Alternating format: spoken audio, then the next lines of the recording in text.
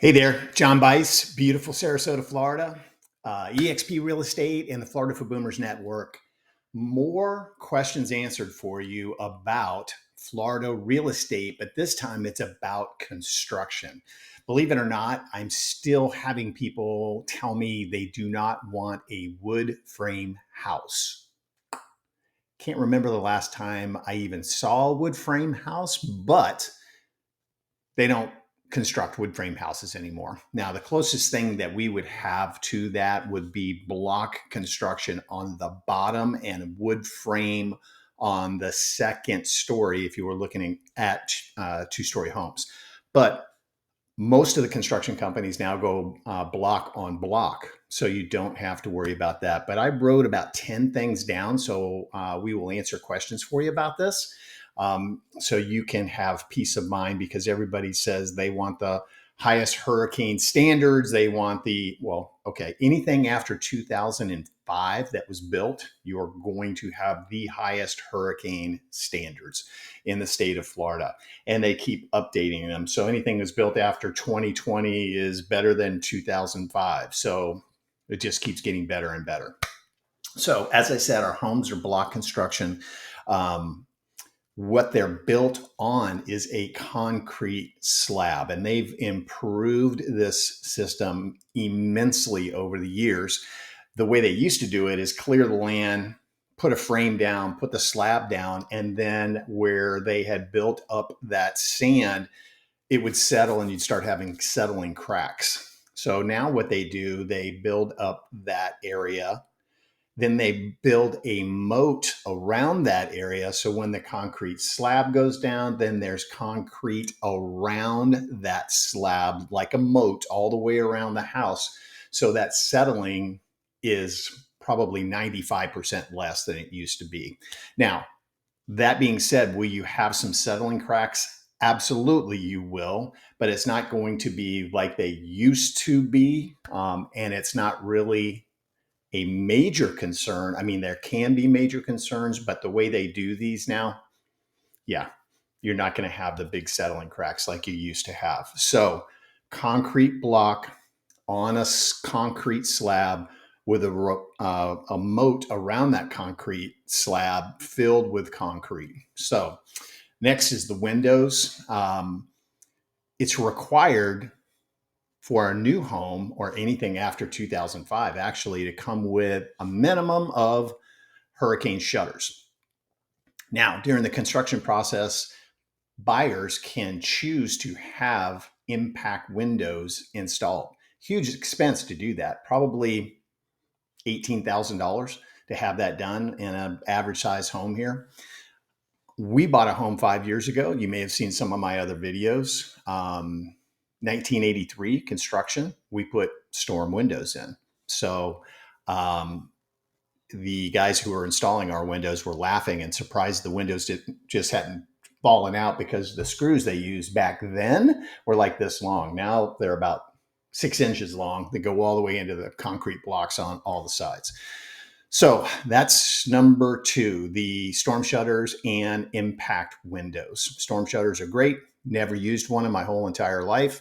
You may have heard, again, one of my other videos. I grew up in a wood frame house in St. Petersburg with crank open windows, and believe it or not, we never had an issue. So flood zones. So obviously, the closer you get to the water, the higher probability you have of being in a flood zone. And with things the way they are, and the age of homes, of some homes, the closer you get, the higher that flood insurance premium is going to go. So very important to talk to your agent about that when you're coming here. Are you in a high area flood zone, which would be an AE flood zone? That's the highest probability of having a flood.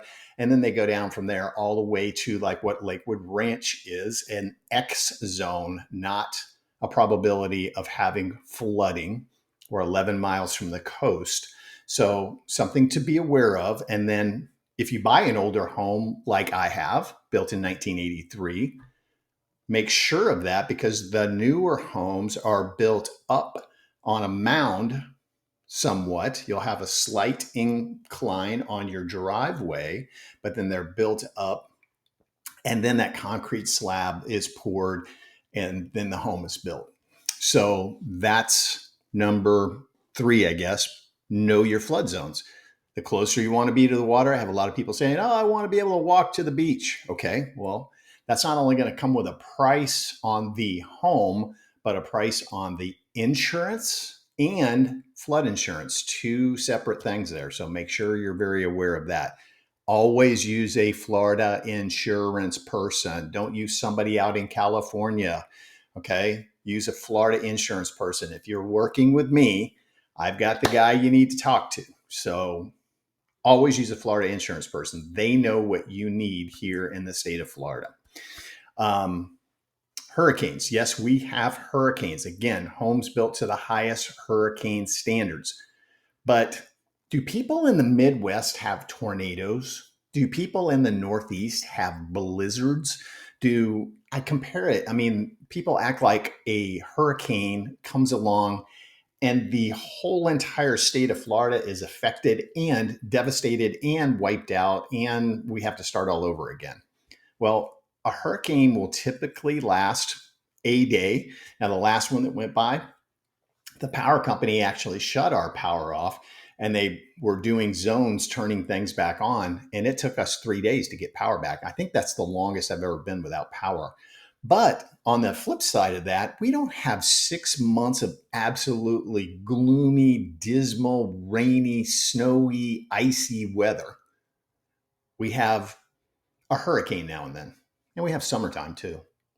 But we don't have that yuck. I went to school in Tennessee, East Tennessee, for 2 years. Ugh, couldn't stand that gray, gloomy sky all the time.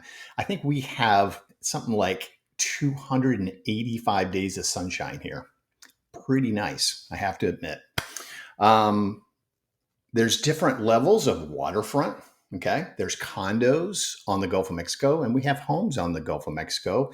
Probably, if you don't mind starting at 6 million and going up from there. Yes, we have those. Condos looking at the Gulf of Mexico, probably $1 million up.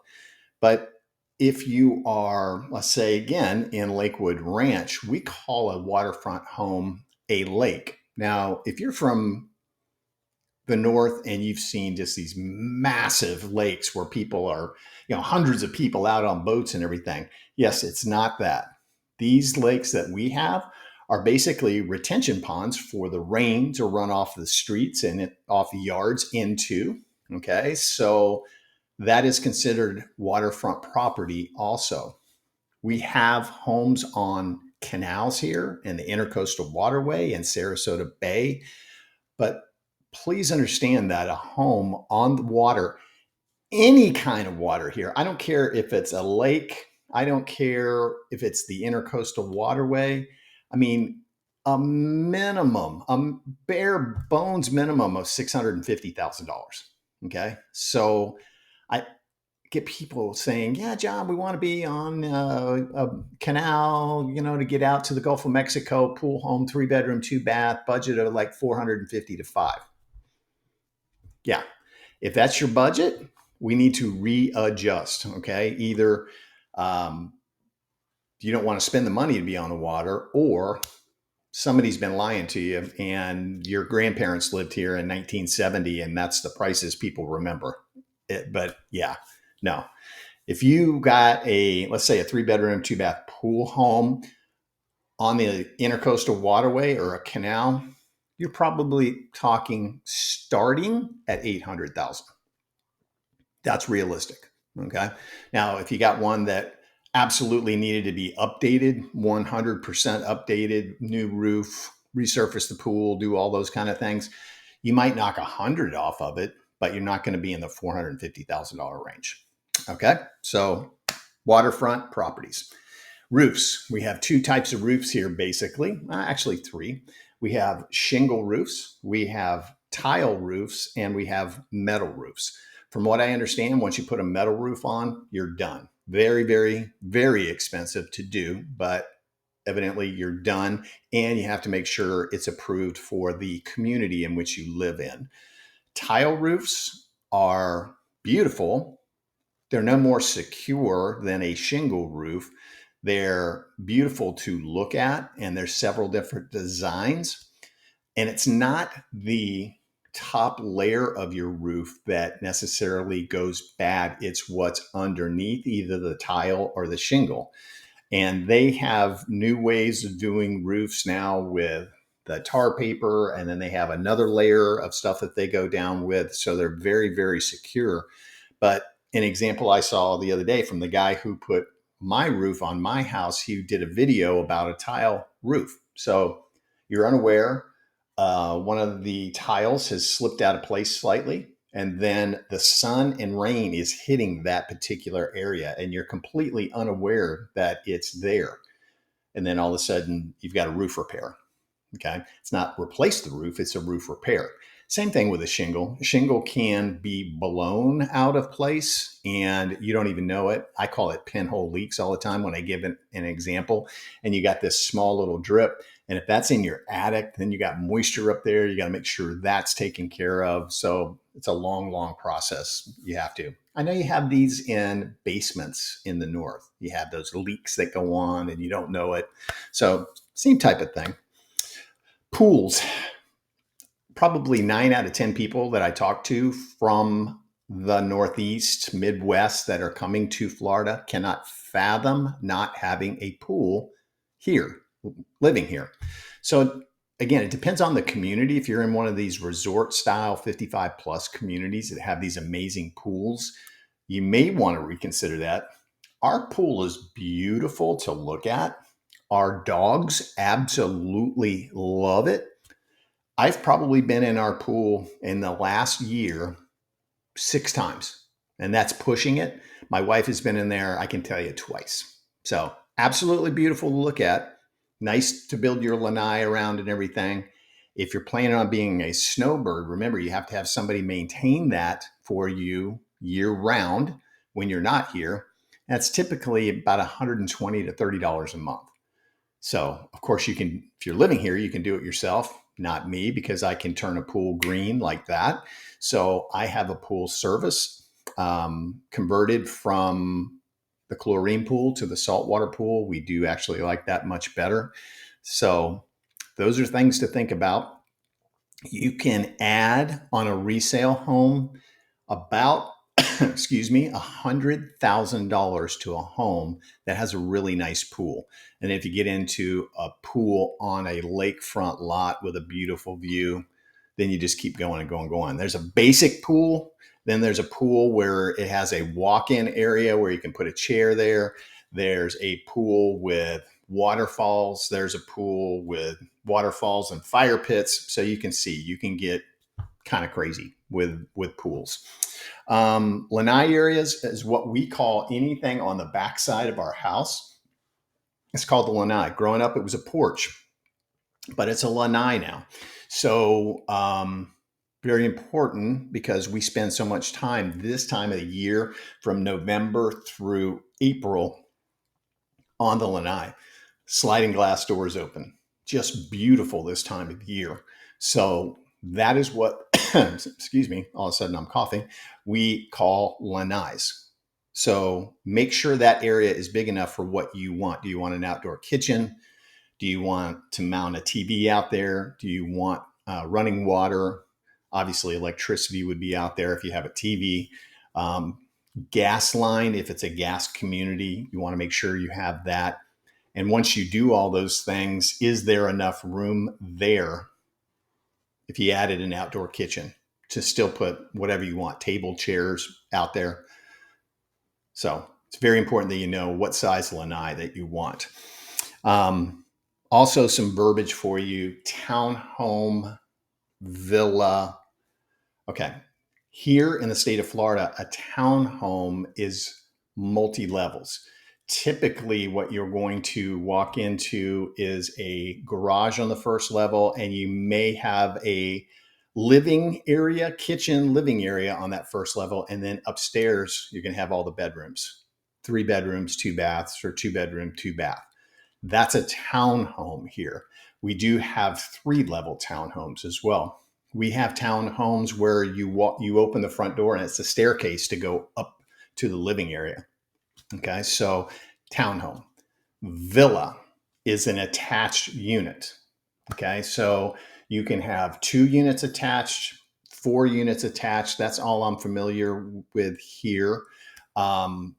So those are very popular for snowbirds in 55 plus communities because they're more easily maintained. And basically, well, really with any of these 55 plus communities, you lock the door and you're gone because you're in a gated, security monitored area. But villas are popular for snowbirds, typically smaller, normally 1,500 square feet ish, and typically 2 bedroom, 2 bath. You're not going to find new construction here. Typically, especially 55 plus community, there will be no 1-car garages. It'll be at least a 2-car garage. Normally, at least a 2 bedroom, 2 bath with a den. Okay, so the den could be used, hide a bed type of thing, but that's your normal. So the most popular, let's use Del Webb, for example, the most popular plan when they were building the Del Webb and Lakewood Ranch, it's not called it anymore. It's called the Summerwood. And it was a 2 bedroom, 2 bath den, but you could convert a portion of the garage. It's really like a golf cart parking area. During construction, you could make that a bedroom and not lose any of your car parking space in the garage. And so you'd have a 3 bedroom, 2 bath den. That was a very, very popular floor plan. So 55 plus communities, unless you customize a home, they do not build 2 stories. Okay. So they will have a plan where you can add a second story on, and it's typically a bonus room. Some of them will have a bonus room with a bathroom and a bedroom up there. But normally we're going to be single level in our 55 plus communities here. So I hope that covers a lot of it for you, answers some questions. If you have questions, you can reply to this video. And hey, if you're liking the information you're getting here, I put out stuff like this about living in the Sarasota, Florida area, Lakewood Ranch Parish. The Del Webb there is called Del Webb Bayview. We have communities in Venice. We have a new 55 plus community in Welland Park, which is Northport, still Sarasota County. So if you like the information, subscribe, hit that bell, and every time we put out a new video, you'll get a notification about the new video. You can call me, 941-962-7443. I can answer questions for you. Happy to do that. I would love to help you find your home here. Have a team of people working with me, and we'll find exactly what it is that you're looking for. Okay? Thank you very much, and I look forward to hearing from you. Bye-bye.